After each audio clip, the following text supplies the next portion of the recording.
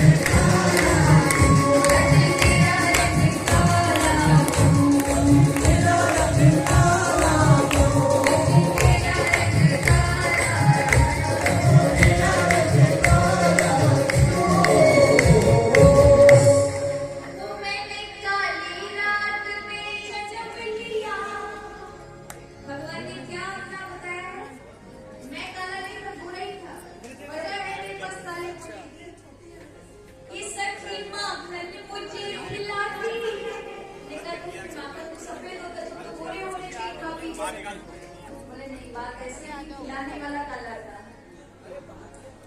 गोपियों का मन काला से आंखें भी काला इसीलिए काला जरा इतना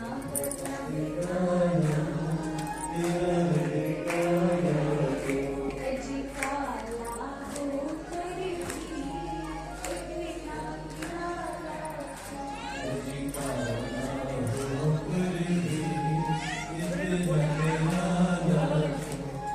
देखा होगा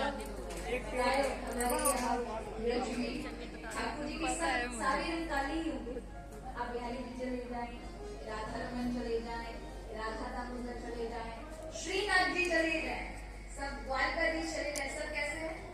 काले। तो बताते हैं, भक्त कहते हैं, जो पे लला तुम होत लगी तो गले कट जाते करोड़न की। खुशी मनाओ कि तुम छोड़ाओ, जो हेला से छोड़ी तो कहो तो महाराज अर्पण के गले कट गए होते। तो तुम्हारी एक सूरत पे आप पागल हो जाते हैं। आप गोरे होते तो पता नहीं क्या करते, काले पे दुनिया मरे जा रही है, रुकने का नाम नहीं ले रही। जो दिखता है बिहारी जी को बस उनका हो जाता है। इसलिए हमारे यहाँ देखो क्या होता है, भगवान की माया ऐसी है। ये जो आप देखते हो बिहारी जी में बार बार पर्दा लगता है, तो पर्दा लगता है खोल देते हैं, पर्दा लगता है खोल देते हैं, पर्दा लगता है खोल देते हैं। उसका कारण है भगवान की माया ऐसी है।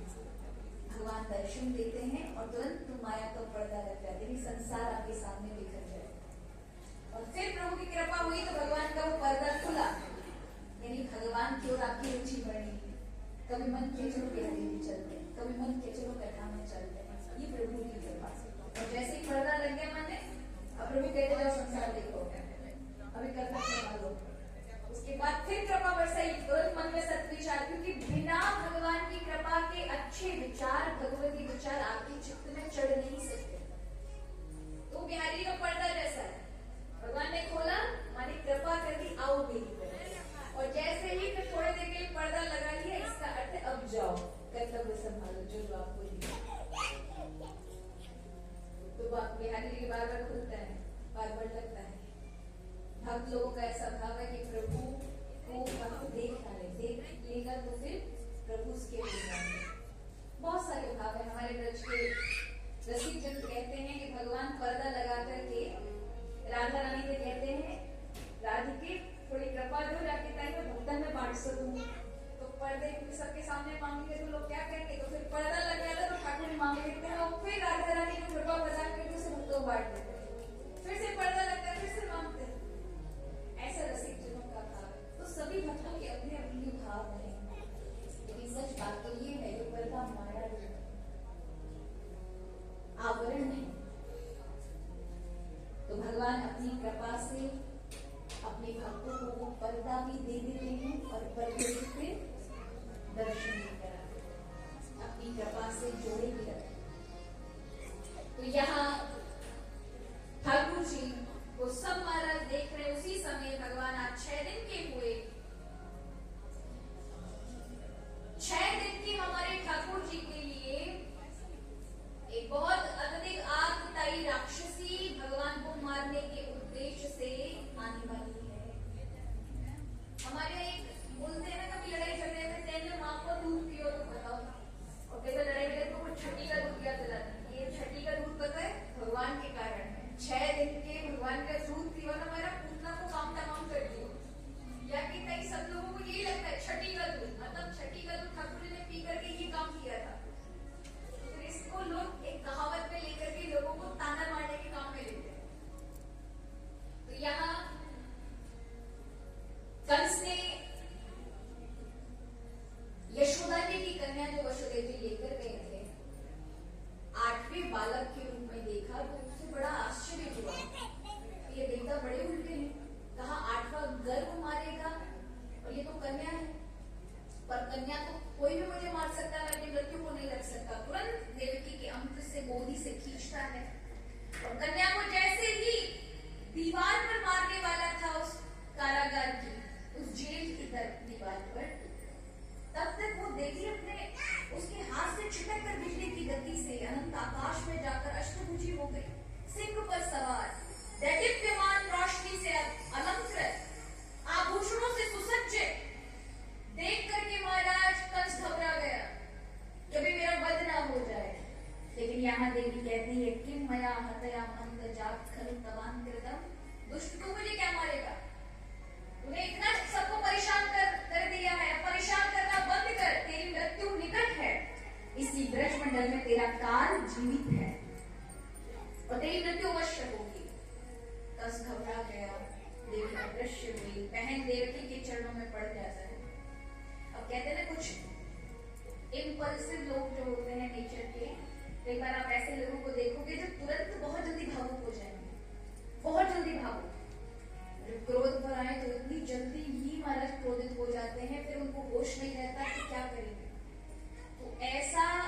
स्वभाव वाला है कंस, जिसकी बुद्धि स्थिर नहीं है।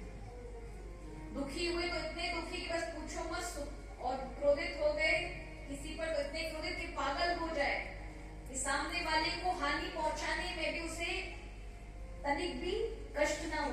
बाद में पछतावा हो वो बात अलग है, लेकिन उस समय ऐसा स्वभाव उसका। तो यहाँ चरणों में पड़ जाता है देवकी के, बहन मुझे क्षमा करो, लेकिन फिर तुरंत कहता है कि व्यक्ति को अपने कर्म का ही भुगतान करना पड़ता है। बहन मैंने नहीं किया, ये तो तुम्हारे कर्मों में लिखा था, इसलिए तुम भोग रहे हो। देवकी कुछ नहीं कहती। यहाँ बहुत बड़े असुरों की सभा बुलाई जाती है, जिसमें सारे असुर सोच विचार करें तभी। पूतना नाम बालंघनी राक्षसी रुधिरासना।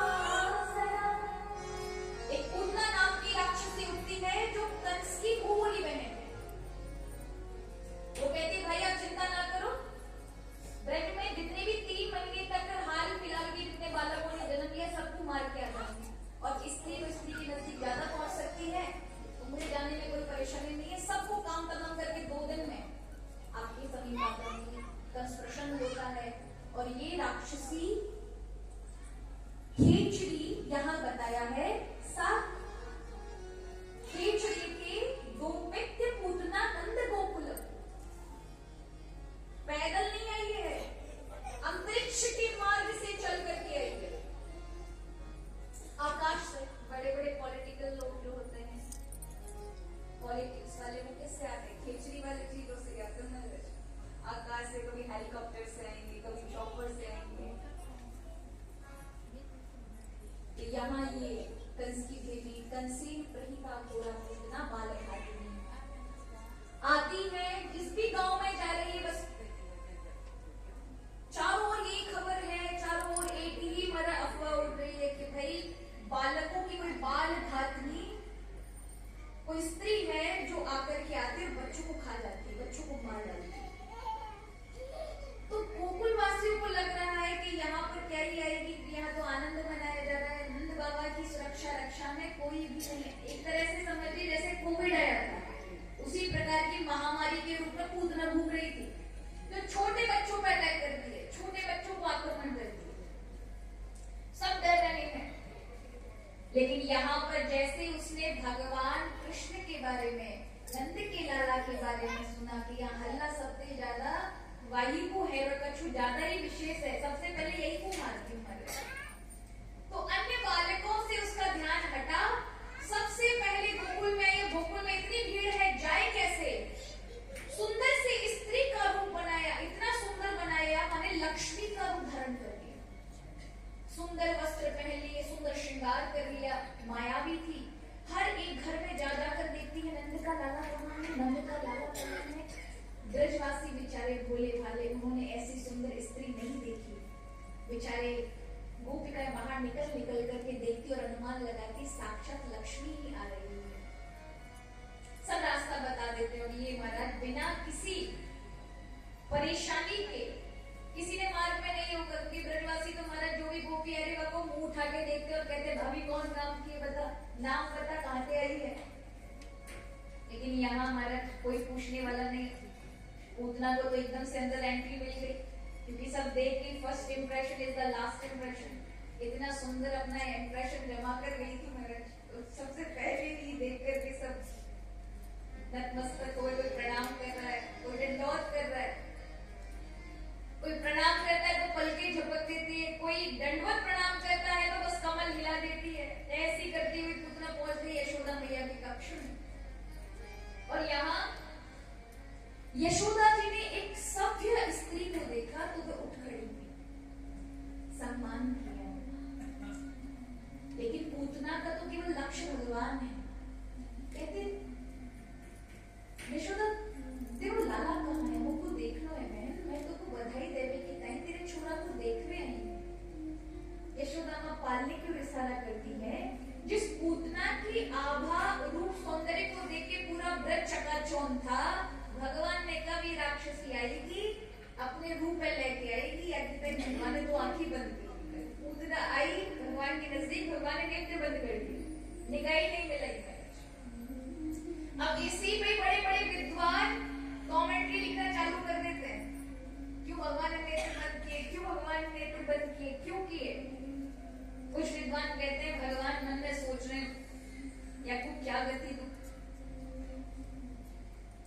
बन के मेरी पत्नी आई है, काम क्या करेगी? दूध पिवाएगी, माँ को सो करेगी, या तू का गति प्रदान करो।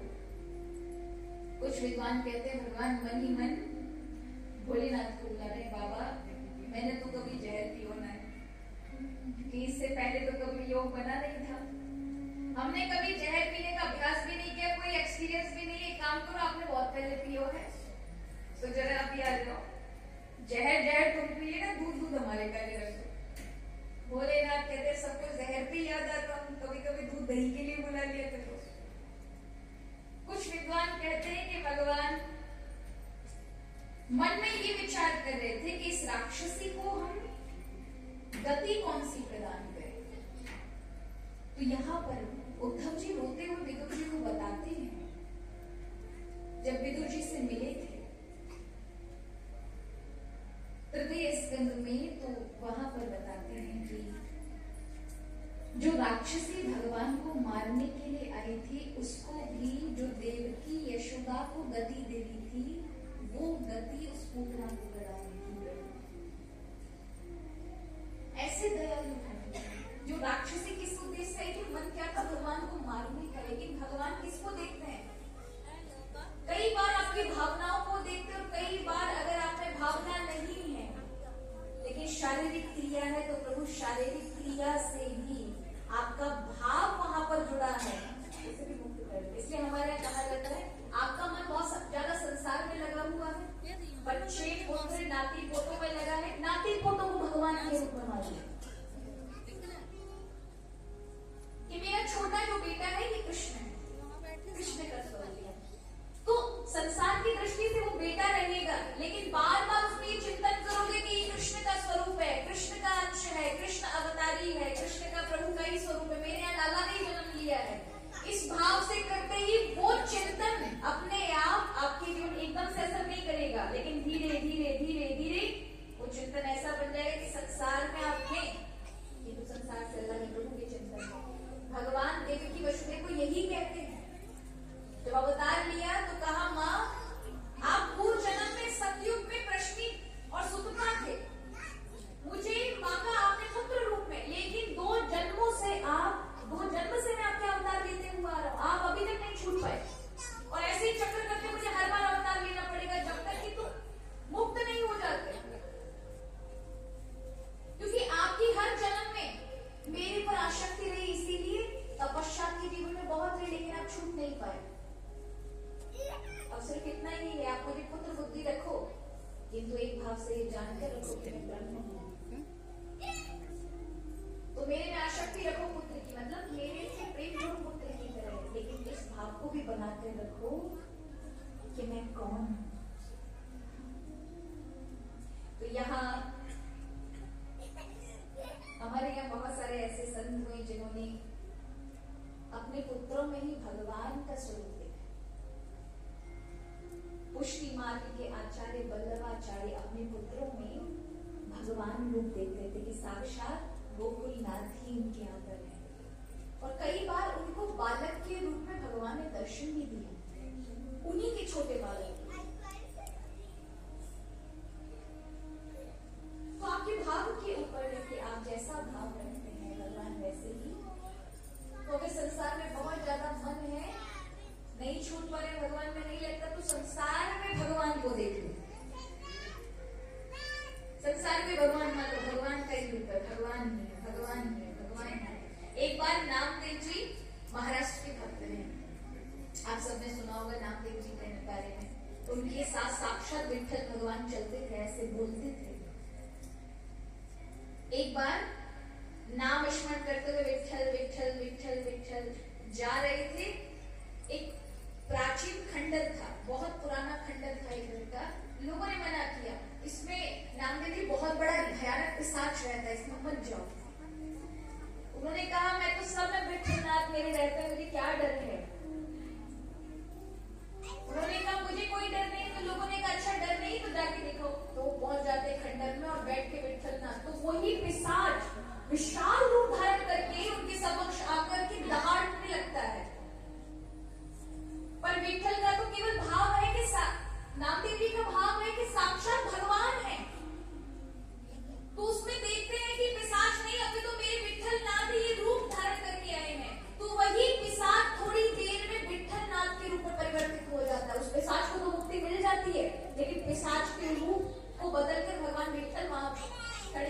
इसका अर्थ समझते हैं कि आप जिस रूप में भी भगवान को देखोगे संसार में, भक्त के लिए वो चीजें नहीं रह जाएंगी, वो भगवान का स्वरूप ही हो जाता है। इसलिए पूर्ण विश्वास के साथ अगर संसार में आ सकती है तो भगवान को वहां पर भगवान को तो यहाँ सभी ब्रजवासी आनंद में है। यहाँ पूतना गई है, भगवान को उठाया, रोने लगे भगवान को देखकर। और जब भाव बनता है हमारे कभी अश्रु आते, जैसे ही भाव बना रोने लगी, यशोदा जी को लगता है कोई बांझ स्त्री सी, कोई पुत्र नहीं होगा, तो कहा बहन रो मत, या तो तू ही रख, तेरा ही बालक है। थोड़ी देर में आती हूँ। मैया ने सोचा एकांत पाएगी तो मेरे लाला को अच्छे से खिला सके, वो खिलाने आई थी महाराज, उसका ध्यान छूटा, अरे मैं तो मारने आई हूँ, मैं हो क्यों रही हूँ। यशोदा के जाते ही लाला को लियो महाराज, पीछे जाके खिड़कों में आ गए। खिड़क माने गौशाला।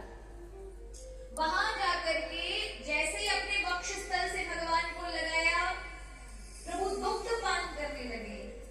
वो दुग्ध के स्थान पर ऐसा हलाहल विष लगाकर आई थी कि अगर कोई एक बार भी होंठ से लग जाए तो तुरंत प्राण निकल जाए। लेकिन इस ऐसे हलाहल विष को भगवान पान कर ले, और धीरे धीरे पान करते करते करते करते उसके जन्म जन्मांतर के पाप पुण्य पान करने लगे। जब उसे मुक्त करना, उसे गति प्रदान करनी। और अब जैसे ही पान करने लगे तो भगवान ने मर्म स्थान पर उसको प्रहार किया। अब मर्म स्थान का मतलब है जहां अहंकार रहता है, जहां मैंपन रहता है। कभी भी आप देखो पूरी दुनिया में जो भी कभी करेगा ना मैं, तो हमेशा यहाँ कहेगा, कभी ये नहीं कहेगा मैं, हमेशा कहाँ कहेंगे मैं। दुनिया के किसी कोने में चले जाओ, आपको केवल यही कहेंगे मैं, यही वही हाथ होगा। ये मर्म स्थान है अहंकार का। तो यहाँ पर भगवान ने दुग्ध पान करते हुए मर्म स्थान पर प्राण किया और उसके प्राण खींचने चालू किए। जैसे प्राण पीना आरंभ किया, विशाल जो सुंदर बनकर आई थी, विशाल राक्षसी हो गई। मुंचमा मुझे छोड़ कहकर भागने लगी। मुंचार दिव्य प्रभाषिणी, बहुत तेज भागती है वो। गोकुल माने थर थर कांपता है, पृथ्वी घूमती है। ब्रजवासी डर रहे, राक्षसी कौन है। सभी चिल्लाने भैया नंद की छोरा को ले गई, नंद की छोरा को ले गई। लेकिन यहाँ भगवान ने जैसे ही प्राण लिए, 18 किलोमीटर की पूतना जाकर धड़ाम से मथुरा के बगीचे पर जाकर गिरी। अनेक वृक्षों को तहस नहस करती हुई शरीर से तो गिरी उतनी तेजी से, और भगवान को वक्षस्थल पर रखा हुआ था। भगवान की गिरी, यहाँ सब ब्रजवासी दौड़े चले जाते हैं। तो इस विशाल पड़ी हुई पूतना को, अब राक्षसी इतनी बड़ी है, कब उठ जाए तो डर लगता है हमारा। और इन ब्रजवासियों को कोई डर नहीं, दौड़ के गए नटवा के रूप को देखा, सबकी दृष्टि केवल कन्हैया पर है कि भैया कन्हैया कहाँ है। उस पर नसैनी लगा के, सीढ़ियां लगा के चढ़ गए महाराज जैसे तैसे। लाल जी को उठाया, देखा प्रभु थपकी मार रहे उसके शरीर पर। उठाया, मैया के चरणों में लाके रखा। अरे यशोदा तेने तो राक्षसी के हाथ में, काल के हाथ में तो छोरा दे दियो। यशोदा मैया सभी गोपियों के चरणों पर अपने लाला को रख दिया, को आशीर्वाद दो, आपके कारण बचो है। मैं अभागी ने तो अपना छोरा एक राक्षसी को दे दिया। गौ चरणों की, गौ माता की धूली से, गौ पुक्ष से, भगवान के नामों से झाड़ा दिया जा रहा है। देखो भगवान का नाम कितना बड़ा है, लोगों की तो रक्षा करता है, स्वयं भगवान की भी रक्षा कर रहा है। भगवान के नामों से भगवान की रक्षा की जा रही है। यहाँ राक्षसी को जो मरी है उसको महाराज काट के, उसका शरीर बहुत बड़ा था, इकट्ठा किया, जलाया। एक चमत्कार हुआ, उसके शरीर से सुगंधित सुगंध आने लगी। ऐसा लगता है जैसे कोई बहुत बड़ा यज्ञ हुआ है, क्योंकि भगवान ने उस दुष्ट राक्षसी को किसकी गति दी थी? मां की गति प्रदान कर दी। ये राक्षसी पूर्व जन्म में बलि राजा की बेटी थी रतनमाला। वामन भगवान के रूप को देख करके इसके मन में आया ये पुत्र ना बन सका तो इसको दूध पिलाने वाली माता का मुझे सौभाग्य मिलता। भगवान ने तथास्तु कह दिया। और जब उसके पिता को भगवान ने बांधा तो मन में विचार करने लगी, अरे इसको मैं दूध पिलाने की बात सोच रही, एक बार हाथ आने से जहर पिला के, जहर ना पिला। भगवान ने भी तथास्तु कह दिया। इस कारण ये राक्षसी तो पहले से थी, लेकिन भगवान का दर्शन, भगवान के समक्ष लिए हुए संकल्प कभी समाप्त नहीं होते, वो मिलते मिलते हैं। भक्त के मन में किसी भी प्रकार की इच्छा यदि संसार की रह गई है तो भगवान उसे प्रदान करते ही करते हैं, बिना प्रदान के रह नहीं सकते। तो यहाँ यही राक्षसी पूतना बनती है, स्वभाव से बाल घातनी है। आज भगवान ने वैसा ही परिस्थिति बनाई जिससे ये भगवान को जहर पिलाने के लिए आई थी। आज भगवान ने से जहर को नहीं देखा। हमसे लाख की पूतना अच्छी है महाराज, बाहर जहर लगा के आई लेकिन अंदर दूध था। पर हम क्या करते हैं, हम बाहर प्रार्थनाओं का दुग्ध लगाकर आते और अंदर जहर रूपी वासनाएं भरी, भगवान ये दे दो, भगवान वो दे दो। गाने भजन भी वही चलेंगे जिनमें लेन देन होगा महाराज। शरणागति वाले भजन बहुत कम चलेंगे। कई बार हमने देखा है, नवरात्रि आने वाली 2 अक्टूबर के बाद महाराज, लोग माताएं बहनें सब ढोलक लेके और चम्मच लेके बैठ जाएंगी। माँ मुराद पूरी कर दे, हलवा बांटूंगी, और ना ही मुराद पूरी करी तो सूजी में मैगी खाएंगे महाराज। जो देखो हर चीज में मांग। एक तो भजन भी ऐसे बन जाते महाराज, लाख दे करोड़ दे, ये कोई भजन देखे आप, मांग ही मांगे, कहीं भी भगवान की प्रार्थना नहीं है। लाख दे करोड़ दे, दुखड़े मेरे सारे मोड़ दे, कोठी बंगला कर दे, थोड़ा धन और माल दे। कहीं भी शरणागति, कहीं भी भाव ऐसा नहीं दिखे। अब जब ये क्या है, ये प्रार्थना का दूध ऊपर है लेकिन अंदर जहर है वासनाओं का। ये इच्छा पूरी, इच्छा कभी आप भगवान से सच्चा प्रेम करने के लिए मांगने के लिए पूरी दुनिया जाती है, लेकिन सच्चा भक्त वही है जो भगवान से कुछ ना मांगे, क्योंकि प्रभु को सब पता है आपको क्या चाहिए, उन्हें क्या देना है। आप जिस चीज को मांगोगे वो आपकी हित में नहीं होगी तो प्रभु नहीं देगा। इसलिए भक्त कहते भी हैं, मेरी चाही मत करो, मैं मूर्ख नादान, तेरी चाही मेरे प्रभु है मेरा कल्याण। मेरी चाही मत करो, मैं तो चाहूंगा कि ये चाहिए ही चाहिए, लेकिन वो चीज मेरे लिए सही है तो ही दीजिएगा। आपको लगता है सही नहीं है तो मेरे जीवन में मत दीजिए। और अपने भक्ति की रक्षा सुरक्षा प्रभु करते हैं, जो चीज उसके लिए सही नहीं है, लाख आप प्रयत्न कर ले नहीं मिलने वाली, लाख प्रयत्न कर ले नहीं मिलेगी। क्योंकि और वो कहते हैं ना, ज्यादा जिद करते हैं तो ठाकुर जी माँ की तरह 2 थप्पड़ और परिस्थिति के लगा देते हैं, ऐसी सिचुएशन बना देंगे कि आपको आखिरकार पीछे वापस होना पड़ेगा। तो जब जो चीज पर बार बार करने पर नहीं मिल रही है, समझो और कुछ सोचो, इसको प्रभु राजी नहीं है, प्रभु को प्रिय नहीं है। तो यहाँ पूतना पे प्रभु ने कृपा की। आगे भगवान थोड़े से बड़े हुए हैं, कालीन ब्रज ताल पीन गोकुली राम केशव, थोड़े से बड़े हुए हैं, घुटुमन घुटुमन चलते हैं। उसी समय एक राक्षस आया, सकटासुर, जिसका शरीर नहीं था। भगवान को मारने के लिए मैया ने नीचे क्या किया था, एक छकड़ा था बैलगाड़ी का, उस पर दूध दही के मटके रखे थे। मैया ने कहा गोपियां मेरे लाला को परेशान करती, या कहता ही एक नीचे पालनो बना दियो साड़ी को बैलगाड़ी के नीचे, उस गाड़ी के नीचे पालने में ठाकुर जी को लेटा दिया। एक असुर आया जिसका नाम था सकटासुर, उसका कोई देह नहीं थी, शरीर नहीं थी, उसने देखा एकांत में नंद का छोरा, इसको मार दो, ये कंस का काल है, और गाड़ी को दबाने लगा, भगवान को दबाना चाहा।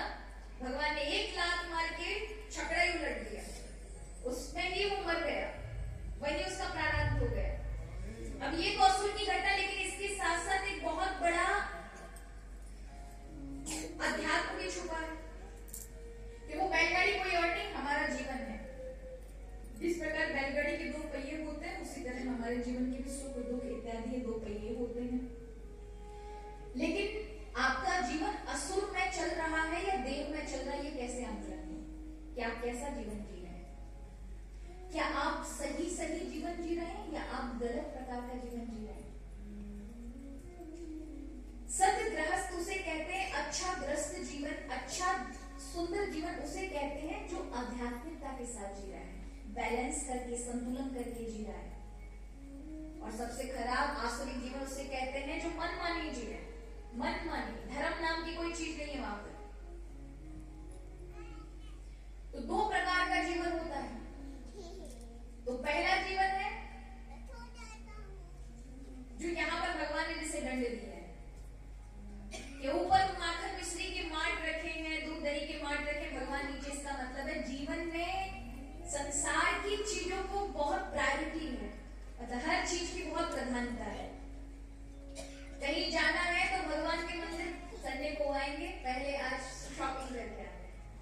कहीं किसी रिश्तेदार को मिलना है और मन आ जाए गिरिराज जी चले, तो गिरिराज जी हो आएंगे, गिरिराज जी तो कहीं नहीं गए, रिश्तेदार क्या जाना है। मतलब फर्स्ट प्रायोरिटी पर संसार है। और भगवान कभी मुश्किल से याद आते हैं, वो भी किसी ने जबरदस्ती बुला लिया तो। ऐसा जीवन आसुरिक जीवन है। भगवान भी एक प्रहार करती कृपा ही है। भगवान एकदम गाड़ी को ऐसे ठोकर मारते हैं कि जीवन की जो अहंकार के साथ गाड़ी और संसारी सब कुछ है, यही सब कुछ है, लेके चल रहे होते हैं, ऐसी एक झटका लगता है, गाड़ी हिल जाती है, तब समझ आता है हमसे भी कोई और संसार से भी ऊपर कोई है जिसके हाथ में सबकी रक्षा सुरक्षा है। न धन संपत्ति, न समय, न अन्य पारिवारिक जन आपको समय काम आएंगे।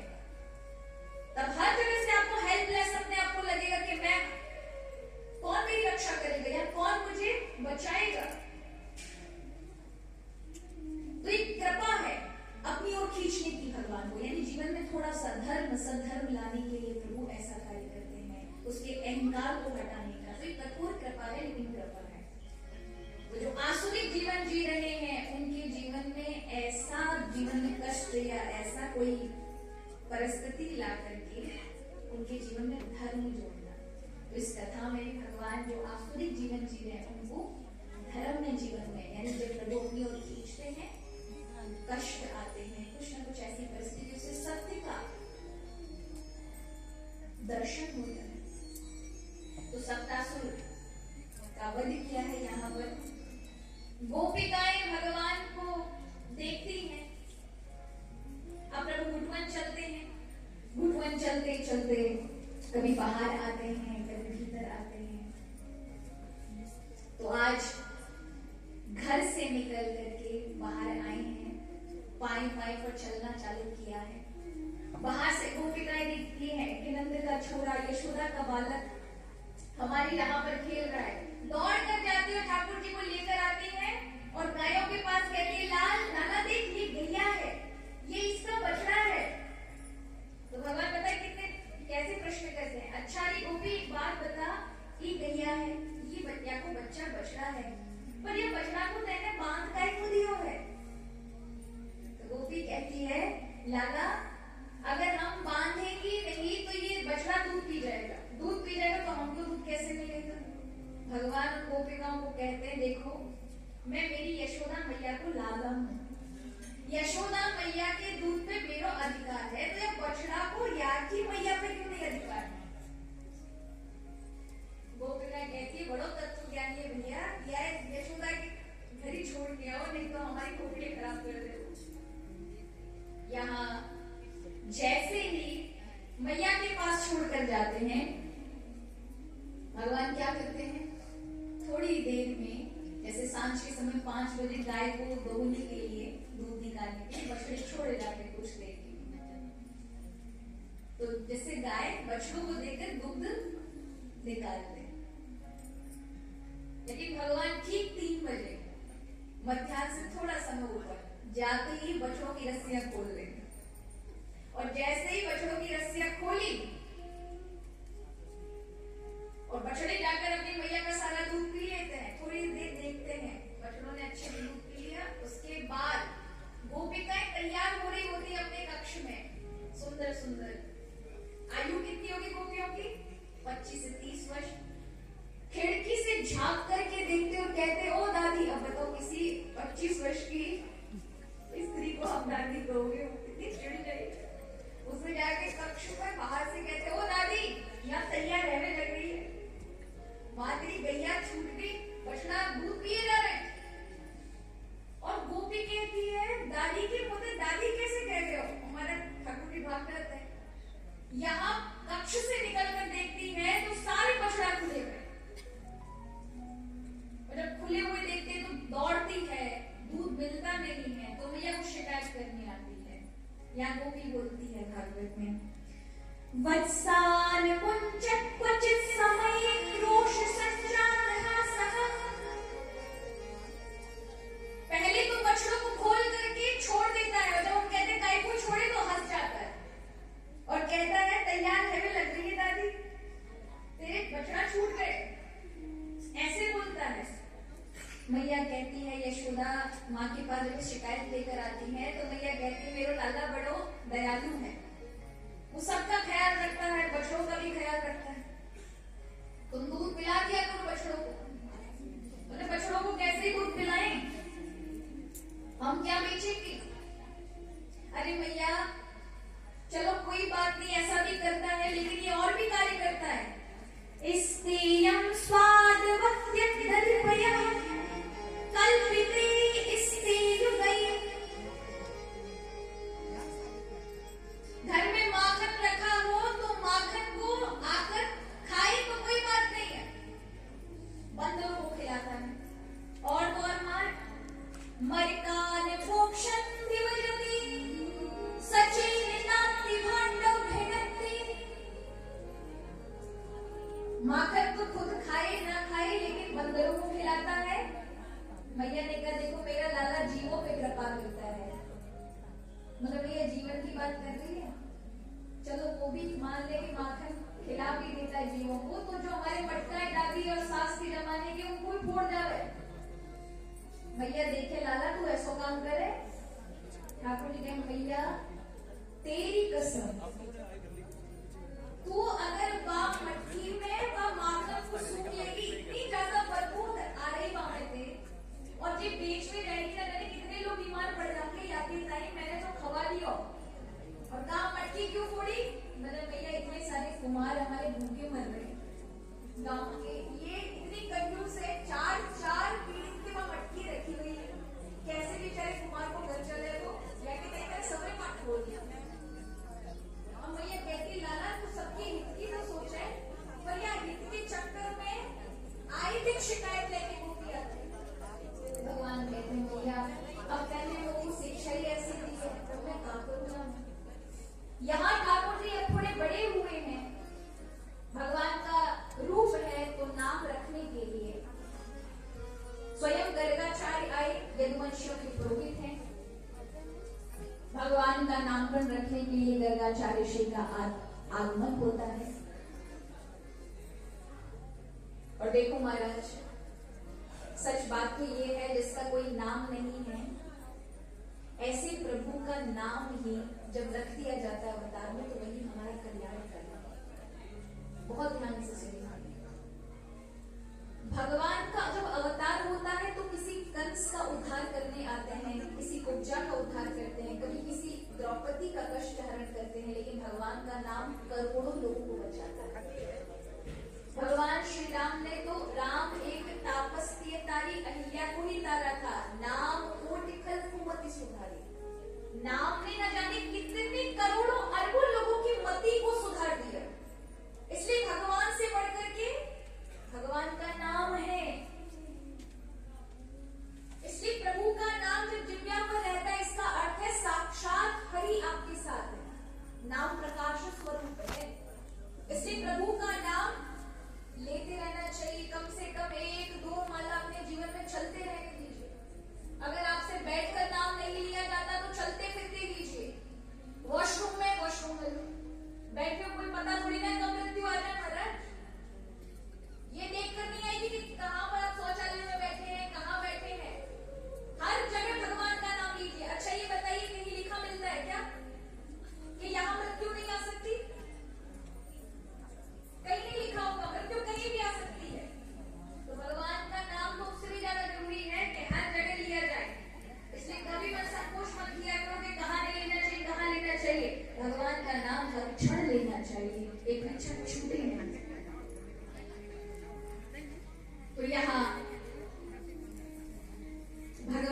नामकरण संस्कार रखने के लिए गर्गाचार्य आते हैं मथुरा से, भगवान का सुंदर नाम रखते हैं।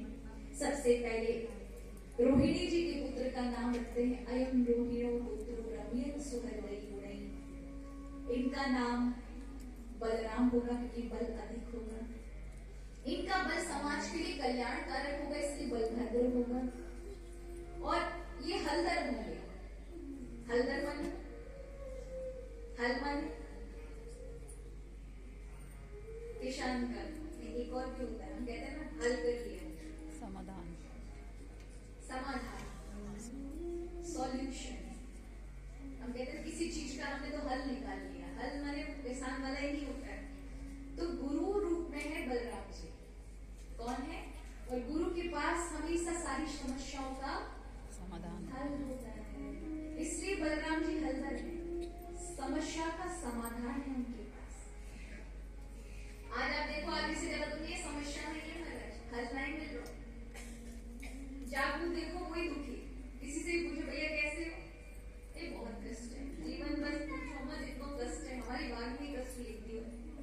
सुबह उनकी दिनचर्या जाके देखो, 2 कप चाय पी गए, 4 समोसा खा गए, दिन में बाकी सब काम कर लियो, टेलीविजन देख लिया, फोन भी चला लिया, फिर लंच के टाइम पे 4-5 रोटी खा गए, फिर उससे पूछो भैया कैसे, बहुत दुखी है, 2 घंटा सो भी गए, फिर पूछो कैसे हो, अरे बहुत दुख। सांझ के समय फिर 2 चाय के कप ले लिए, रात्रि में 8 घंटा सोए, सुबह पूछो कैसे हो गया, बहुत दुखी, बहुत दुखी। क्या गाय को दुख है मर, सब खाए पिए जा रहे हो फिर भी रोए जा रहे हो। कबीरदास जी कहते हैं दुखी कौन है संसार में? वो दुखी है जिसको प्रभु नहीं मिल रहे। संसार की कोई चीजें जिनका आनंद संसारी लूट रहे हैं, उस चीजों में रस आता नहीं, और जो जिसको चाह में लगे वो मिलता नहीं। दुखी तो वास्तविकता में मैं हूं, ऐसा कबीरदास जी कहते कि प्रभु आप मिलते नहीं। सुखिया सब संसार है, खावे और सोए, दुखिया दास कबीर है, जागे और रोए। कि मैं दुखी हूं, जिसको देखो सबके पास समस्या ही समस्या, हल किसी के पास नहीं है। तो बलराम जी कौन है? हलधर है, हल है उनके पास, हर समस्या का, हर प्रॉब्लम का सॉल्यूशन है।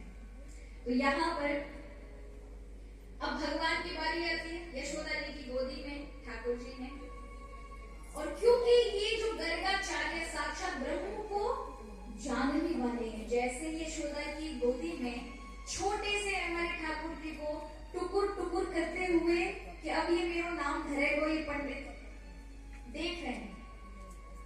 उस झांकी को देख के जो मैया की गोदी में सज धज के ठाकुर जी बैठे हैं, पीली झगुलिया पहन के, घुंघरालिया टिकावली है, माथे पर मुकुट, एक और पंख लगा हुए हैं, कुछ मालाएं डली हुई हैं, छोटे से हाथ पांव वाले हमारे ठाकुर जी, बड़ी बड़ी आंखें बाबाएं, बड़े गंभीर मुद्रा में देख रहे, का नाम धरे बोले मेरो। और याद छवि को देख के गर्गाचार्य को समाधि लगे। जिस ब्रह्म को मैंने बड़े बड़े उसमें नहीं पाया तपस्या में, ये इतनी सरलता में मेरे सामने आ गए, मेरी किस तपस्या का फल है। और बड़े भाव के साथ प्रभु के साथ नंद जी ने उनको कहा, बाबा मेरे छोरा को नामकरण रखने में इतनी देरी क्यों? मेरे नंद जी आपको का नाम रखो, या के तो बहुत सारे नाम है, हर अवतार में इसका अलग नाम होता है। कभी ये सतयुग में आता है श्वेत रूप धारण करके, कभी रक्त वर्ण धारण करता है, इस बार कृष्ण वर्ण धारण करके आया है, इसलिए इसका नाम कृष्ण होगा। प्रणत बाबा बहुनी सत्य नामा, इतने सारे नाम होंगे इसके कि गिनती नहीं कर पाओगे कितने नाम हैं। इसके जितने भक्त हुए उतने ही इसके नाम होंगे। आप लगा लीजिए, वृंदावन में 5000 से ऊपर ठाकुर जी के मंदिर है, सबके अलग अलग नाम, सबके अलग अलग लीला। बिहारी जी, छैल बिहारी जी, चैन बिहारी जी, सनी बिहारी जी, राधा दामोदर, राधा रमन, राधा गोविंद जी, राधा मोहन जी, कितने सब कुछ आप गिनती कर करके हर दफे पर ठाकुर जी के नाम को पार ना पाओगे महाराज, कितने नाम, और सबकी अलग अलग लीलाएं। यदि एक एक ठाकुर जी की बाकी बिहारी जी की लीलाओं का दर्शन करें तो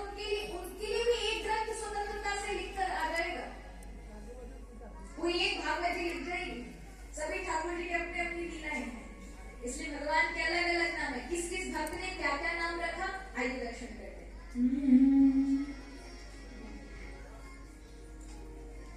कोई कहे गोविंद, बड़े ध्यान से सुनेंगे किन किन भक्तों ने भगवान को क्या क्या नाम दिया है। कोई कहे गोविंद, कोई गोपाला, कोई कहे गोविंद कोई गोपाला, बेल कहे गोविंद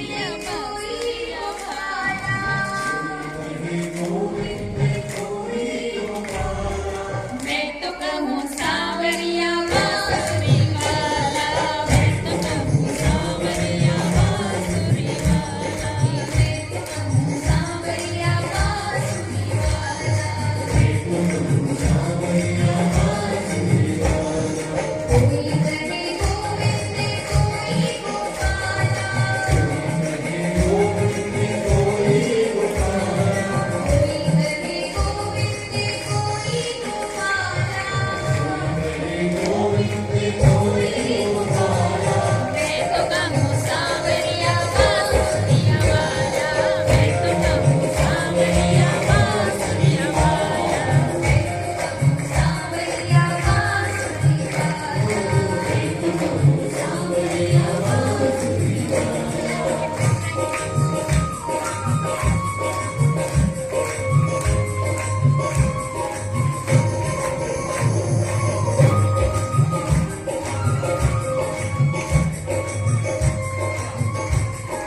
कृष्ण कन्हैया लाल की।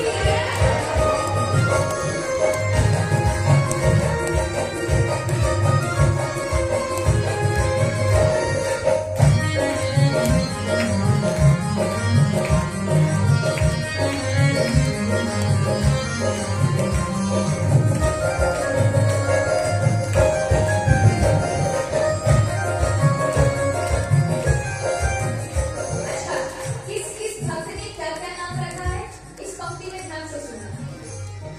राधा ने श्याम कहा, मीरा ने गिरधर।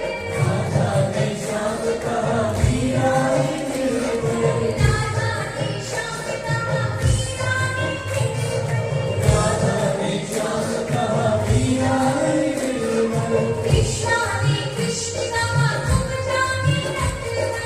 कृष्णा ने कृष्ण कहा, तुम जाने नटवर। कृष्णा ने कृष्ण कहा, तुम जाने नटवर। कृष्णा ने कृष्ण कहा, तुम जाने नटवर। बालों ने तुमको पुकारा गोपाला। बालों ने तुमको पुकारा गोपाला। बालों ने तुमको पुकारा गोपाला। बालों ने तुमको पुकारा गोपाला। मैं तो कहूँ सांवरिया बांसुरी वाला, मैं तो कहूँ सांवरिया बांसुरी वाला, मैं तो कहूँ सांवरिया बांसुरी वाला, मैं तो कहूँ सांवरिया बांसुरी वाला।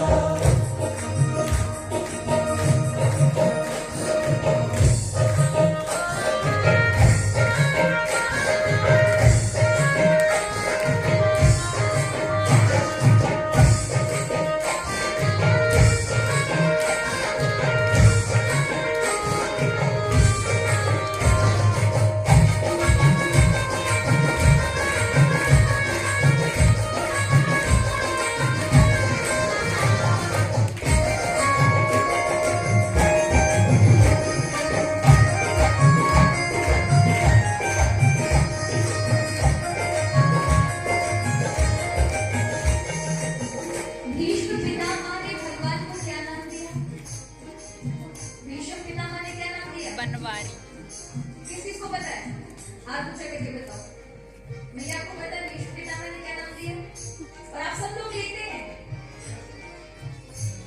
आगे वाला से पूछेगी या मुझसे पूछ, मैं बताती हूँ। भीष्म के बनवारी, अर्जुन के मोहन, भीष्म के बनवारी, अर्जुन के मोहन। भीष्म के बनवारी, अर्जुन के मोहन। भीष्म के बनवारी, अर्जुन के मोहन। और दुर्योधन ने भी भगवान को नाम दिया। क्या दिया वो? अपने ही ऐसा। शैया पी के बोला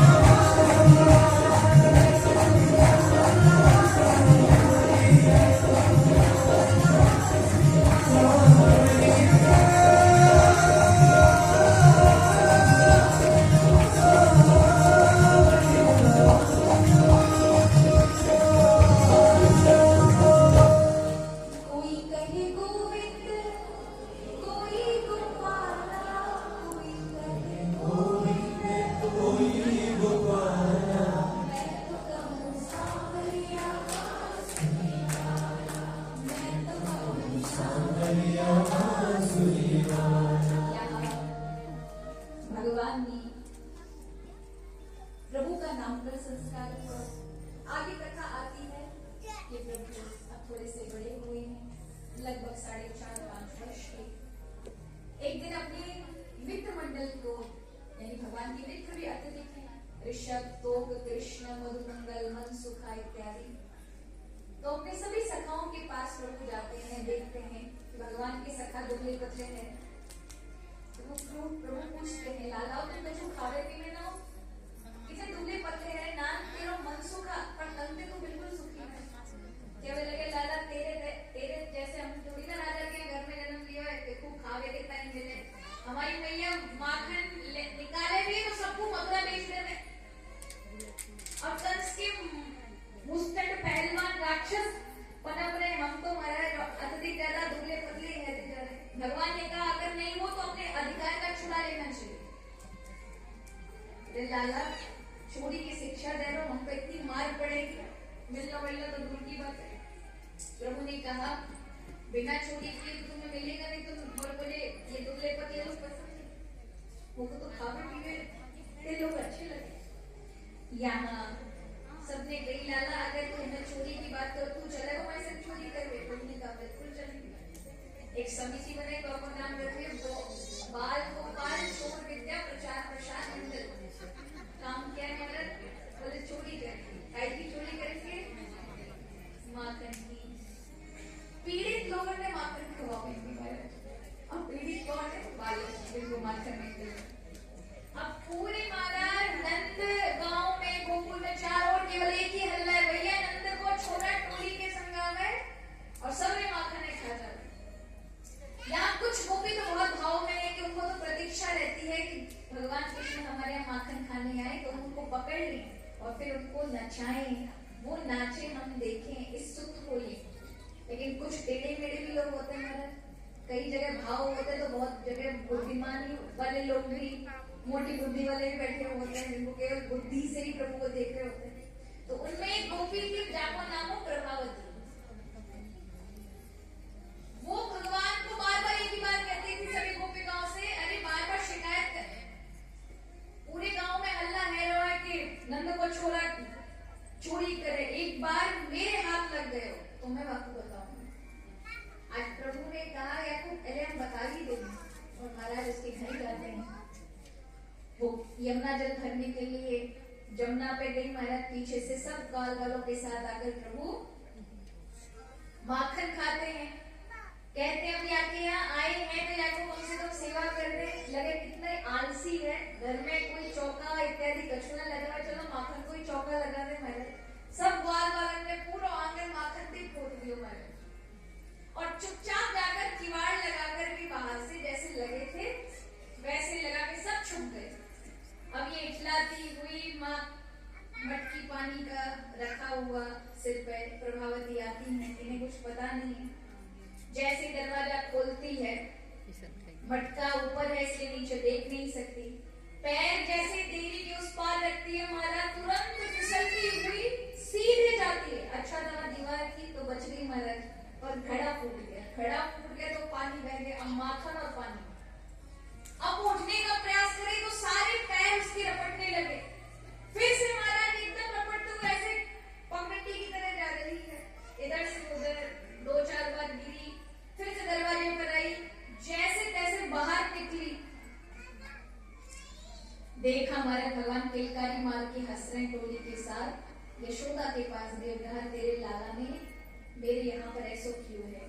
भगवान की माँ कहती है, यशोदा मैया कहती है कि देख गोपी मेरे छोरा को बदनाम मत करे, तो मैं अगर ऐसा साहस है तो पकड़ के लेके आ जा, मैं मान जाऊंगी कि मेरा छोरा चोरी करे, वरना को बदनाम मत करो। यहाँ महाराज अब बच्चों का है, होता ही है। दूसरे दिन जब भगवान ने कहा कि कहाँ चोरी करने का, सब कहे नहीं लाला बहुत मजा आया, आज प्रभावती क्या फिर चलते हैं। और प्रभावती तो तैयारी बैठी थी महाराज ठाकुर को सबक सिखाने के लिए। यहाँ उसने सब दरवाजे खोल दिए, बाहर माखन की मटकियां लगा दी। भगवान मन में विचार करने लगे, ये प्रभावती का है भैया, वैसे सब माखन को छुपा के रखे, आज सब दरवाजे पर लगा दिए, कोई ना कोई षड्यंत्र तो है। तभी महाराज प्रभावती का जो देवर है भगवान की टोली में था, वो कहता है भाभी ने अभी नया नया माखन बनाए के अंदर रख रहे हो, ये तो सड़ो का माखन 2-4 दिन 5-10 दिन को या तो मत खाओ, अंदर वालों खाओ। तो यहाँ प्रभु देखते हैं कि घर में कोई नहीं है, प्रभु छुप के बैठ गई।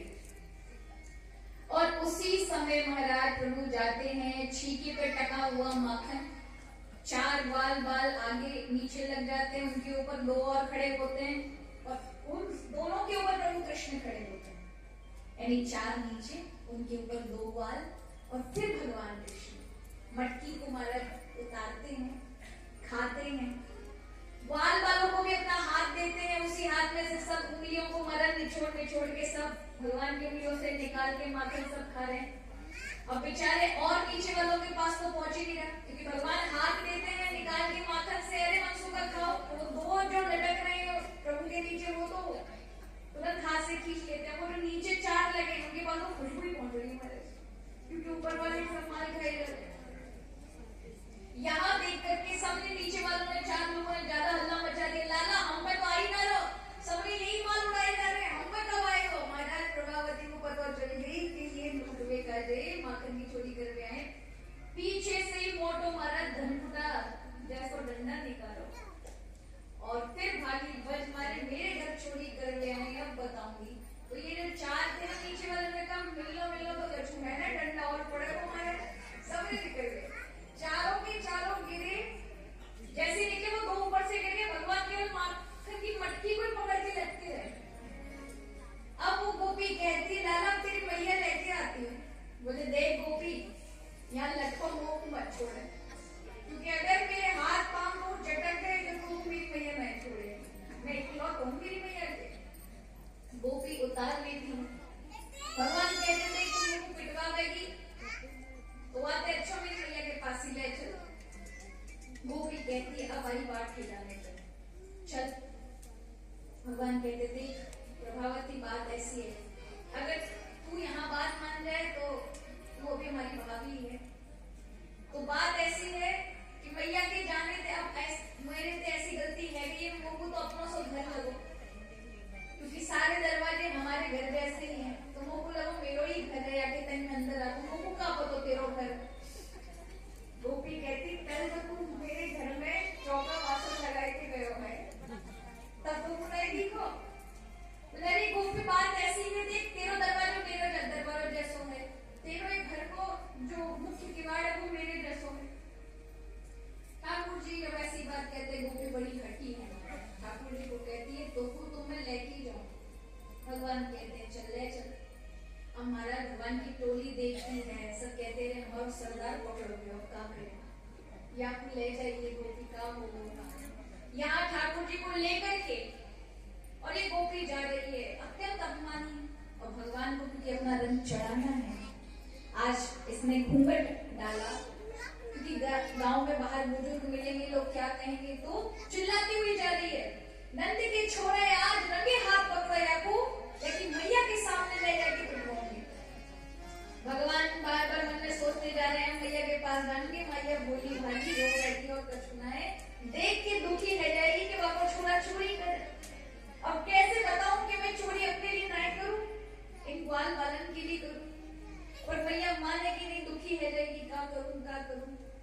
तभी महाराज को प्रभावती का एक बड़ा देवर सामने से आ रहा था, उसको आते हुए देखा, उसने देखा कि मेरी भाभी काय को पकड़ के ले रही है, कहा कन्हैया ये काय को पकड़ के ले रही है, बोले भैया मोकू लड्डू खवावे ले जा रही है, अब मेरा पेट भरो कर, मैं आपको मना कर रहा हूँ कि भाभी मोकू ना खाना और जबरदस्ती खाना पड़ेगा, भैया मेरा तो मन है, तू खावे तो बोले मोते तो कभी ना पूछिए, हाँ भैया अगर खावे को मिल जाए, बोले बस जब मैं कहूँ हाथ देना तब हाथ दे दियो, और जैसे जैसे जहाँ ये ले जाए तो खवा को चुपचाप खा लियो, अभी तो घूंघट पड़ो गए और जब को पता नहीं चलेगी, चुपचाप बात होगी है। ठाकुर ने आवाज लगाई, ओ प्रभावती इतनी तेज मैंने मेरा हाथ पकड़ रखा है, मेरा हाथ ढीला पड़ गया, अगर तुमको पकड़ना है तो मेरा ये हाथ छोड़ के ये हाथ पकड़ ले। अब आपको लगो हमारा घूंघट में मैंने ज्यादा तेज से पकड़ ली, नहीं राजा को छोड़ा है, चोट वोट आ गई तो हाँ लात पड़ती तो हाथ, और घूंघट तो पड़ा ही था महाराज। भगवान वाले उसके देवर का हाथ देती है, अपना हाथ छुड़ा लिया। और याद रखिए महाराज, जब जब हाथ बदले हैं ना तब तब मुसीबत आएगी। यहाँ पर भगवान सबसे पहले अपने घर आ जाते हैं, मैया से कहते हैं मैया एक बाबरी चली आ रही है मेरा नाम बदनाम करती हुई। मैया कहने लगी क्यों रे तूफानी, तू आज कैसे सीधो बन के घूम रहा है?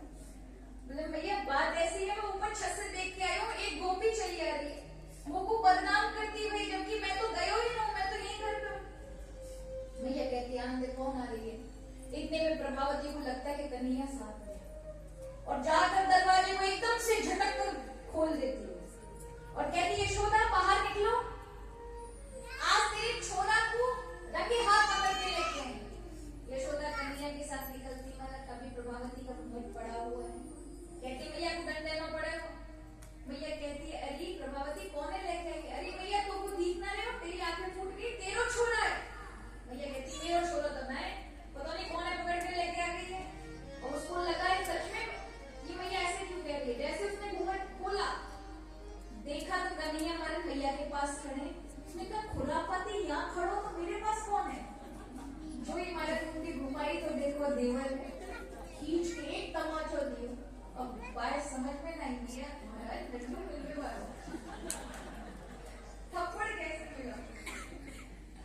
अब वो समझे उससे पहले भैया यशोदा ने कहा कि भैया मेरे छोरा को रात दिन बदनाम के चक्कर में अपनों ही देवर जब चोरी करो मैं पकड़ लेगी और मेरे छोरा को नाम धर रही है।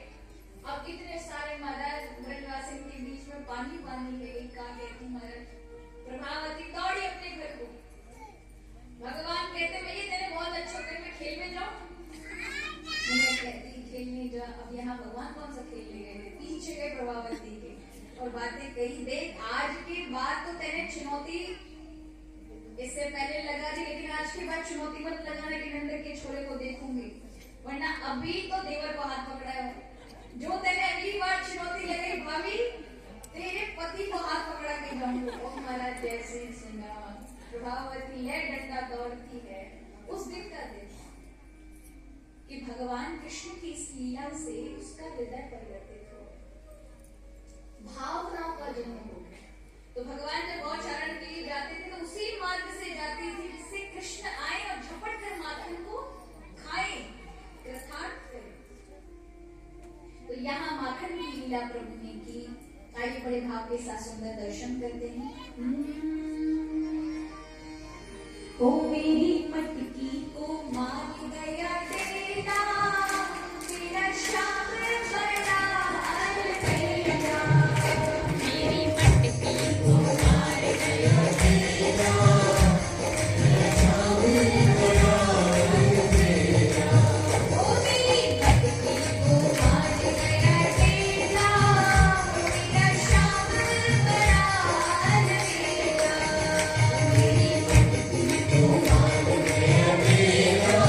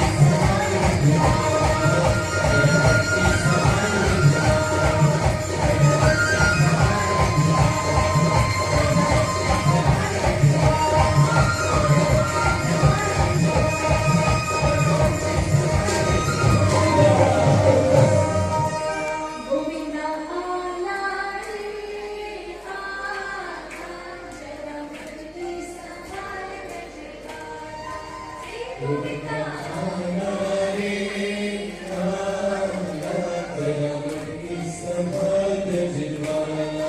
यहाँ पर माथे की चोरी करके सभी ब्रजवासी बालकों का भरण पोषण करते हैं। ये पोषण कथा है। यहाँ पर आगे चलकर ऐसी कथा आती है कि एक दिन भगवान अपने ही घर में माता की गोदी में बैठ करके सुबह सुबह एक दाग रह जाती है यशोदानंद देवी।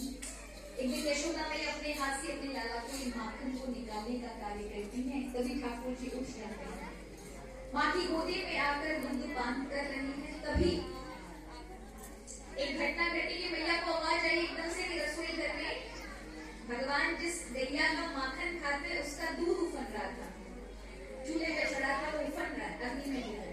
तो मैया दौड़ करके उस दूध को बचाने के लिए लाला को अलग करके गई। यहाँ भगवान क्रोधित हो जाते। देखो महाराज, जब प्रभु के लिए प्रभु कभी समय देना आपको, कभी आपको ऐसा लेखक बनाया जैसे हमारे अभी जाजू के परिवार को, राहुल भैया को, अंकित भैया को, पूरे परिवार को ये सुंदर अनुष्ठान करने का समय दिया। भागवत कथा में आप खूब तल्लीनता के साथ पूरा परिवार पूजा भी करता है, बहुत भव्यता से, बहुत आनंद के साथ। कभी प्रभु ऐसा छोटा छोटा भी अगर कभी कोई ऐसा मौका दे के आप सत्यनारायण की कथा कर रहे हैं, रुद्राभिषेक करा रहे हैं, विष्णु सहस्त्र नाम का पाठ कर रहे हैं, भागवत रामायण का कोई अध्ययन कर रहे हैं, कोई भी ऐसा कृत्य जब प्रभु ऐसा अवसर देना तो 100% वहां लगाइए। कितना लगाइए? वहां नहीं आना चाहिए संसार पर। क्या होता है हमारे साथ? भगवान अगर कई बार ऐसा देखने को मिलता है, प्रभु के कार्य कर रहे हैं शरीर से, लेकिन मन का है, मन बाकी चीजों में। पूजा कर रहे हैं, चाचा जी को कुर्सी दो, भगवान को चरण पर नहीं कह, चरणा पर चढ़ाओ, चरणा पर। अरे चाचा जी को चाहे कुर्सी के लिए पूजा भी कर रहे हैं, संसार में सबका ध्यान भी है। अब आप बताइए, ठाकुर जी कहेंगे तुमने कौन है, कहीं भैया तो यहाँ पूजा कर रहे हैं, जाके अपने कर्तव्य निभा, संसार को ही देख। पर ऐसा नहीं। जब करो ना महाराज, पूरी तरह से 100% भगवान के लिए होना चाहिए। नहीं तो फिर भगवान को बोला कि मैंने मौका दिया, अवसर दिया, मेरे कार्य को छोड़कर अन्यत्र ध्यान दे रहा है, तेरा कार्य सफल नहीं हो। और याद रखिए, भगवान को खुश रखिए महाराज। भगवान हमारी किसी भी विधि से, किसी भी कार्य से प्रसन्न हो, ये मनसा रखिए। संसार को आप कभी कोई प्रसन्न रख नहीं सकता है, रख पाएगा नहीं। आप 25 को खुश रखेंगे, 5 हमेशा नाराज रहेंगे। कभी कोई तृप्ति नहीं हुआ है संसार। पूरी समय आप पूरा जिंदगी खपा दीजिए, फिर भी कई ऐसे होंगे जो आपके विरोध में होंगे।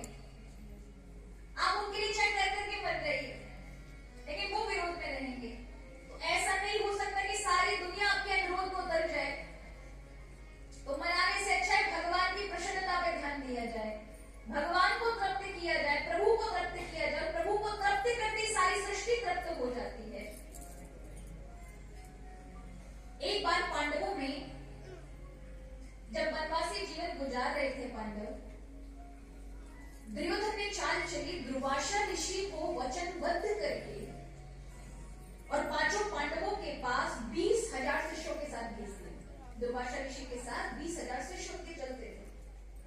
दुर्योधन ने ऐसे समय पर भेजा जिस समय मध्याह्न समय हो चुका था, क्योंकि वनवास समय में भगवान ने एक कार्य किया कि सूर्य की आराधना करने पर द्रौपदी को एक अक्षय पात्र मिला। अक्षय पात्र ऐसा था कि पूरी दुनिया उसमें से भोजन कर ले तो अन्न खत्म नहीं होता था, अगर किंतु द्रौपदी यदि कर लेगी उसके बाद भोजन नहीं बचेगा। मध्याह्न समय सबको, ब्राह्मणों को भोजन करा के, संतों को भोजन करा के, 5 पांडवों को भोजन करा के द्रौपदी ने पा लिया। और तब दुर्योधन ने दुर्वासा ऋषि को 20,000 शिष्यों के साथ भेजा कि अगर अन्न नहीं मिलेगा तो श्राप देकर के वैसे पांडव खत्म हो जाएंगे, समाप्त हो जाएंगे। क्रोधी महात्मा दुर्वासा आते हैं 20,000 अपने शिष्यों को लेकर के। युधिष्ठिर देखते हैं, चरणों में पड़ जाते, कहते महाराज अब स्नान करके यमुना जी से आइए, आपके लिए भोजन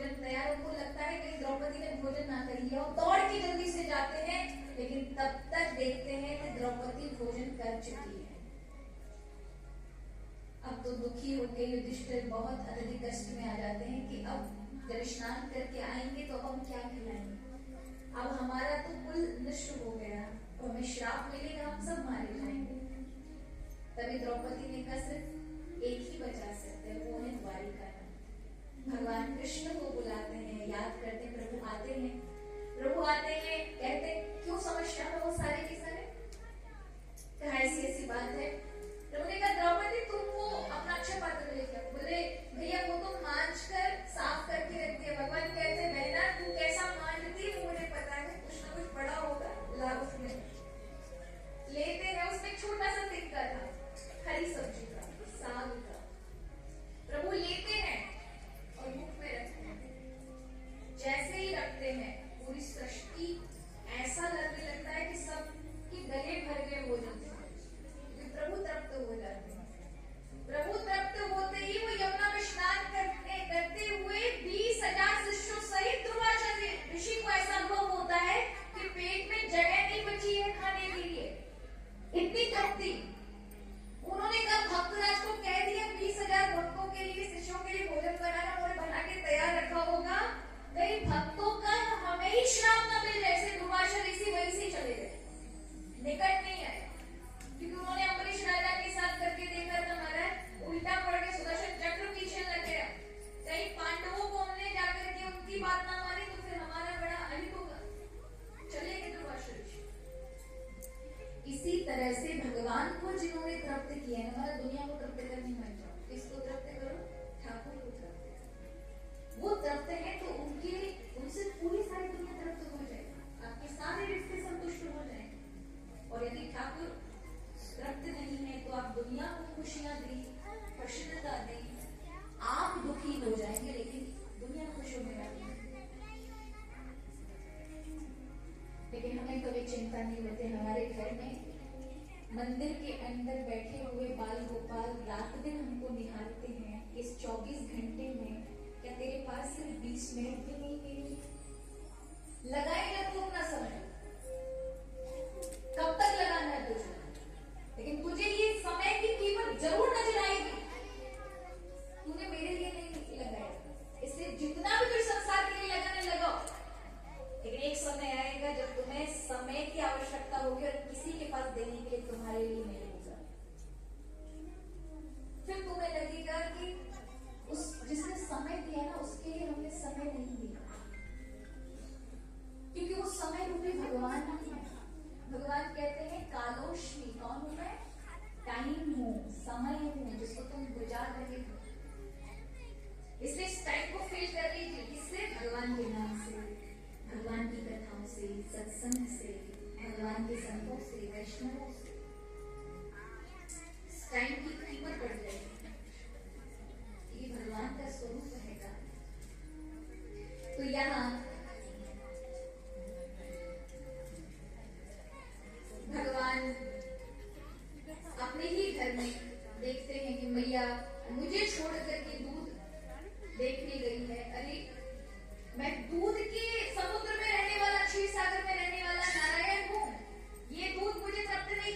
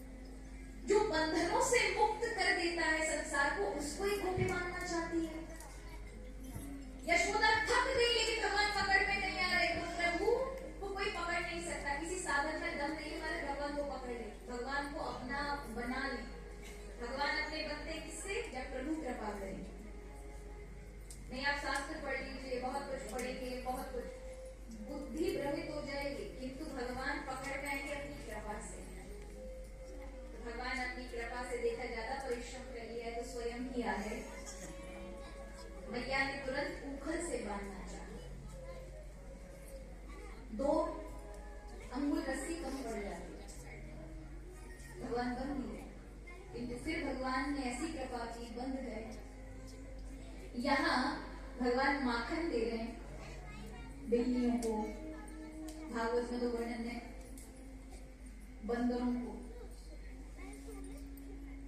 एक बात है यहाँ पर, दो प्रकार के न्याय हैं। एक है मरकट न्याय, यानी भक्ति के दो मार्ग हैं, बहुत ध्यान से सुनिए। पहला है, आपने वृंदावन में देखा होगा, आपकी दिल्ली में बंदर है, आप देखते हैं प्राय। आपने मादा बंदर को देखा होगा तो वो अपने बच्चा जो होता है, अपने बच्चे को हृदय से लगा कर रखती है, वो नहीं लगाती, बच्चा पकड़ के रखता है, और बच्चा बच्चे के ऊपर ही होता है। बंदर, वो बंदरिया नहीं पकड़ेगी, बच्चा ही पकड़ के रखेगा। बच्चे ने छोड़ दिया तो गिर जाएगा। दूसरी ओर बिल्ली वाला न्याय है, जिसमें बिल्ली स्वयं अपने बच्चे को मुख में, जिन मुख से वो चूहों को चबा जाती है, उसी मुख से अपने बच्चों को इतनी कोमलता से उठा करके, जब उसके बच्चे म्याऊ म्याऊ चिल्लाते हैं, उन्हें लेकर के बहुत दूर दूर तक लेकर जाती है, सुरक्षित रखती है, उनका ध्यान रखती है। यानी आरंभ काल में भक्ति की शुरुआत है, जब आप भक्ति के मार्ग पर पैर रखोगे तो वो बंदर वाला न्याय आपके पास, आपके ऊपर लागू होता है। आपको पकड़ना पड़ेगा, आपको साधन करने पड़ेंगे, आपको एफर्ट्स लगाने पड़ेंगे। अगर आपने छोड़ दिया तो गिर गए, लेकिन आप पकड़े रहिए, आप करते रहिए, आप करते रहिए, तो फिर भगवान का न्याय चालू होता है। फिर जैसे बिल्ली की रक्षा सुरक्षा अपने बच्चों की करती है, बिल्ली अपने बच्चों की, उसी प्रकार एक बार एक संत से किसी ने पूछा, महाराज ये मरकट वाला जो ये बंदर वाला न्याय है ना, ये अच्छा नहीं है, हमें ये वाली भक्ति नहीं करनी कि हमको पकड़ना पड़े, हमें तो बिल्ली जैसा करना है कि हम रोते रहे भगवान की याद में, और भगवान स्वतः ही हमें उठाने के लिए हमारी रक्षा सुरक्षा करें। वो संत जी कितना अच्छा जवाब देते हैं, उन्होंने कहा ऐसा है, तुम भक्ति करो बंदर जैसी, पकड़ के रखो भगवान को, और भगवान तुम्हें रक्षा सुरक्षा तुम्हारा पालन पोषण करेंगे बिल्ली के बच्चे की तरह। अर्थ है कि भगवान की भक्ति के लिए आपको एफर्ट्स लगाने पड़ेंगे, आपको थोड़ा साधन इत्यादि करना पड़ेगा, तब जाके प्रभु की कृपा आपके ऊपर होती है, फिर रक्षा सुरक्षा स्वयं प्रभु करें। यहाँ भगवान ने दामोदर लीला में नंद के आंगन में खड़े हुए दो वृक्षों को गिराया, उखल में फंसा करके जैसे खींचा, दो वृक्ष गिर गए। अशोक के वृक्ष थे, पूर्व जन्म में कुबेर के दो पुत्र थे, नारद जी के श्राप से यह वृक्ष बने थे। भगवान के चरणों में दोनों ने प्रणाम किया, वृक्ष की योनि से छूटकर भगवत धाम को गए। ब्रजवासियों ने देखा कि अचानक बिना किसी तूफान के ये पेड़ कैसे गिर गए। इसका अर्थ है इन पेड़ों में हम गांव के देवता, कुल देवता, पितृ देवता को मानते हैं, हमारे पितृ देवता इस गांव को छोड़कर चले गए, इसलिए गोकुल को छोड़ देना चाहिए, और सारे के सारे गोकुल को छोड़कर वृंदावन आ गए, वृंदावन में बस गए। तुलसी का जहां वन है, यमुना जी का किनारा है, गिरिराज जी समीप है, ऐसा ब्रजधाम। देखिए ऐसा देखा जाए शास्त्रों में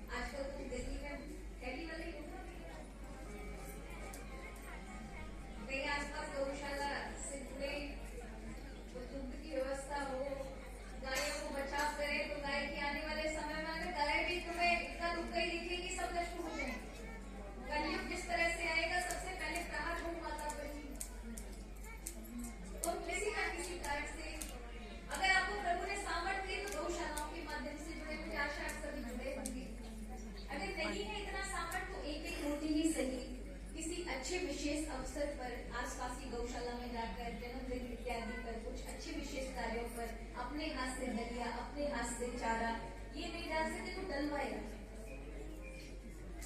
प्राय हमारे बुजुर्ग गौ माताओं के लिए पृथ्वी छोड़ा करते।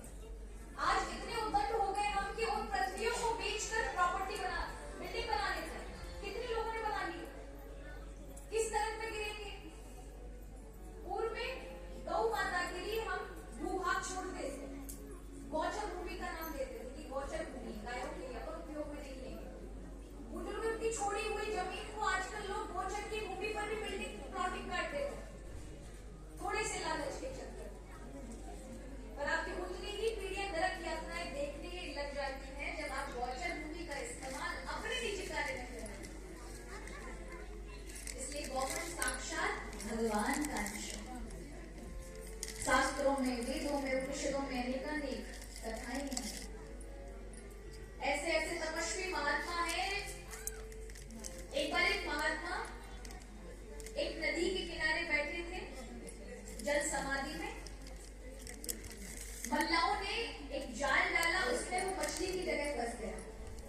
वो क्रोधित हो गया। उन्होंने कहा मैं यहाँ के राजा को श्राप दूंगा, तुम्हारी गलती नहीं है। तुम्हें इतना दरिद्र कैसे बनाया कि तुम इन बेचारे नदी के प्राणियों को सताने के लिए आ गए। वहां के राजा कहते महाराज मैं आप कहेंगे, आप जितनी मोहरें मांगेंगे देंगे। उन्होंने कहा मेरी तुलना, मेरी तपस्या की तुलना तुम मोहरों से करते हो।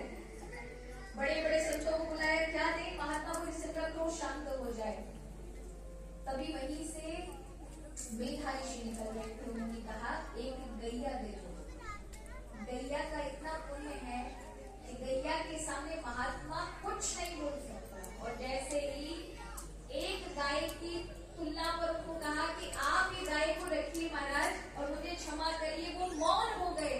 क्योंकि गौ साक्षात भगवत स्वरूप है। केवल जानवर मान की सेवा की तो केवल जानवर तक का ही आपको पुण्य प्राप्त होगा, किंतु साक्षात ब्रह्म है, साक्षात कृष्ण है, प्रभु ने जिसकी सेवा की है, जिसमें समग्र देवी देवताओं का निवास है, चलता फिरता तीर्थ है। गौ का और ही आप देखिए महाराज, जब नजदीक जाएंगे आप कितने भी क्रोधी हैं, आप सिर्फ सहलाएंगे ना, आपका क्रोध नहीं केवल छूएगा। आप प्रतिदिन गौ सेवा करें, आप अपने जीवन में चमत्कार देखेंगे। आप चाहे कितने भी भयानक रोग से पीड़ित हैं, आपका ट्रीटमेंट अच्छे से अच्छे डॉक्टर प्राप्त कर रहा है लेकिन फायदा नहीं मिल रहा है। आप गौ माता के समीप जाइए, प्रतिदिन गौ माता को कुछ ना कुछ खिलाइए और उनको दुलार करिए। जिस दिन स्वतः ही आपको चाटना आरंभ कर दिया, कुछ ही महीनों के बाद आपका वो रोग ही समाप्त हो जाएगा। आपकी दवाएं आपको लाभ देना चालू हो जाएंगी। या ये कहिए सौभाग्य से ऐसे चिकित्सक से आप भेंट कर जाएंगे जो आपके रोग को ही नष्ट कर देगा। ऐसी आपदाओं का हरण करने वाली एक गौ माता। अवश्य गौ माता के लिए कुछ न कुछ महाराज अपने समीप रखी। गौशालाओं के पास जुड़े, रोड पर बहुत सारी गायें घूमती, महाराज कुछ न कुछ चारा इत्यादि नहीं। हमारे दिल्ली वासी तो बड़े पुण्यदायी हैं। अभी हमारी भी चैन बिहारी गौशाला जो महावन में स्थित है, इस गौशाला में क्योंकि गौवंश अब वृद्धि को प्राप्त हो रहा है, बढ़ रही है गौशाला। तो पूर्व में एकांत में थी तो इतनी ज्यादा परेशानी नहीं थी। अब जिस तरह से रेजिडेंस ज्यादा बढ़ते जा रहे हैं तो उस मार्ग में गायों के लिए आने के लिए व्यवस्था, चारा, भूसा इत्यादि जो व्यवस्थाएं होती है, ट्रक इत्यादि नहीं आ पाते। गाय कभी बीमार हो जाती है, अस्वस्थ हो जाती है, किंचित मात्र ऐसी अवस्था में हो जाती है उससे ट्रीटमेंट के लिए तुरंत डॉक्टर की आवश्यकता पड़ती है।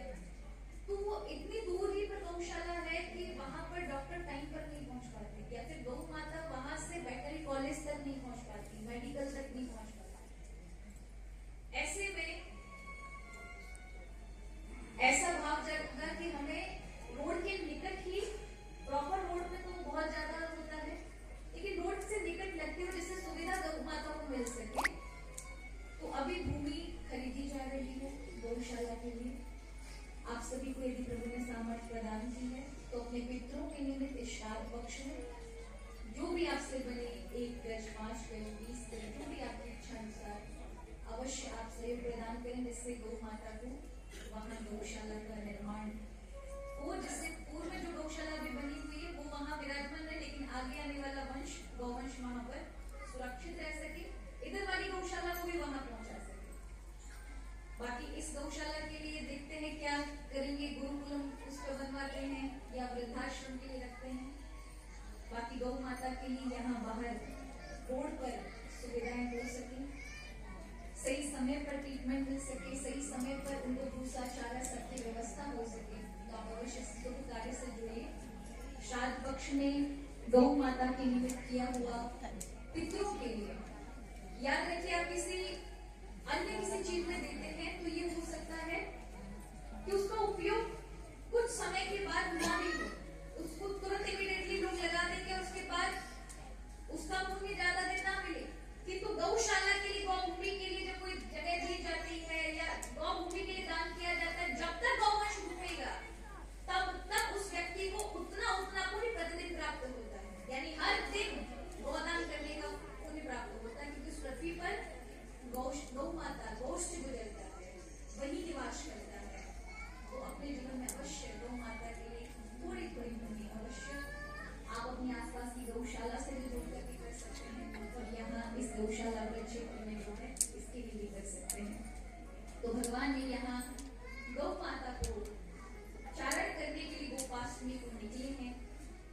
प्रतिदिन जाकर के गौ माता को वन में लेकर जाते हैं, सांझ के समय अपने मित्रों के साथ लौट कर आते हैं। एक दिन जब वन चारण करने के लिए जा रहे थे, तो एक दिन भगवान ने मन बनाया सभी ग्वाल वालों के साथ पिकनिक मनाने के लिए। आप सभी भी जाते होंगे, पहले तो हमारा बहुत जाते थे, अब तो हमारा नहीं है, हम डिब्बे वाली जिंदगी जी रहे हैं, बस कमरे के अंदर बंद, ऑफिस में बंद, गाड़ी में बंद, बस यही वाला जीवन है। एक डिब्बे के अंदर, बॉक्स के अंदर बंद रहे, घर के अंदर तो कमरे में बंद, गाड़ी में जाए तो बंद, ऑफिस में बैठे तो बंद, सांस लेने की जगह नहीं, ऐसे डिब्बे वाली जिंदगी। तो पहले प्राय क्या करते थे, हर महीने में एक दो बार हम कहीं जंगल कहीं पार्क में जाकर खाना बनाकर लेके जाते थे, और फिर पूरी फैमिली के साथ वहां बैठ करके खाते थे। ये वाली चीजें फॉरेनर लोगों ने अपना ली और हम लोगों ने छोड़ दी।